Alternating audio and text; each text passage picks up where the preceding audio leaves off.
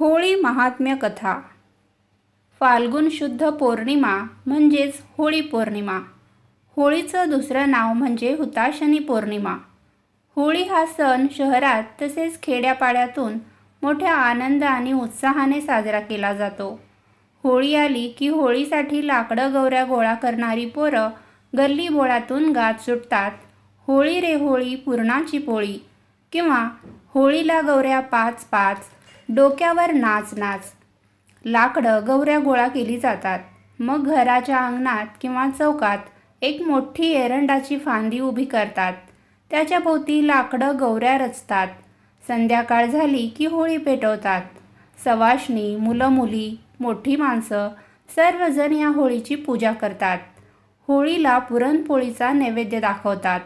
जे जुनं आहे, कालबाह्य आहे, अमंगल आहे त्या सर्वांचा जाळून नाश करायचा, नव्याचा, चांगल्याचा, उदात्ततेचा स्वीकार करायचा, हाच होळीचा खरा संदेश आहे.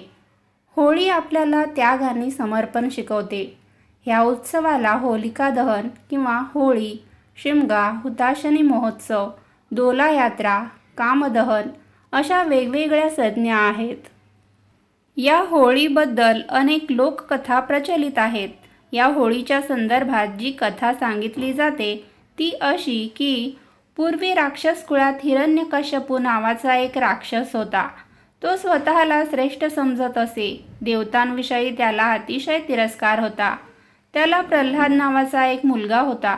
प्रल्हाद बालपणापासूनच विष्णूचा म्हणजेच नारायणाचा परमभक्त होता. प्रल्हाद दिवस रात्र विष्णूच्या नावाचे नामस्मरण करीत असे. नेमके हेच हिरण्यकश्यपूला मान्य नव्हते.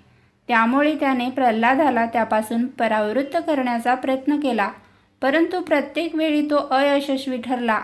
अखेरीस कंटाळून हिरण्यकश्यपूने आपल्याच मुलाचा वध करण्याचा निर्णय घेतला. या कामात त्याने आपल्या बहिणीची मदत घेतली. होलिका ही तिचे नाव. ती राक्षसी प्रवृत्तीची आणि क्रूर होती. तिला अग्नीचे भय नव्हते.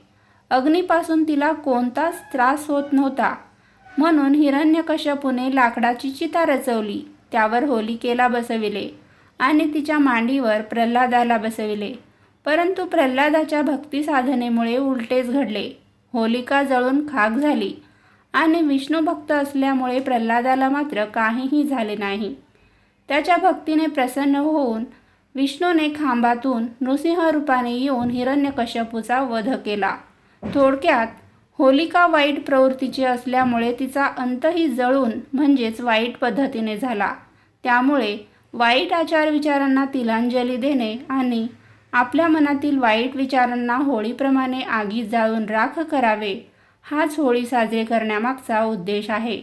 या दिवशी वाईट गोष्टीचा त्याग करून चांगल्या गोष्टीचा संकल्प करा, जेणेकरून आपले संपूर्ण वर्ष सुखासमाधानाचे जाईल. होलिकेचा जळून अंत झाला तो दिवस फाल्गुन शुद्ध पौर्णिमा असल्याने दरवर्षी त्या दिवशी होळी उत्सव मोठ्या उत्साहाने साजरा करतात.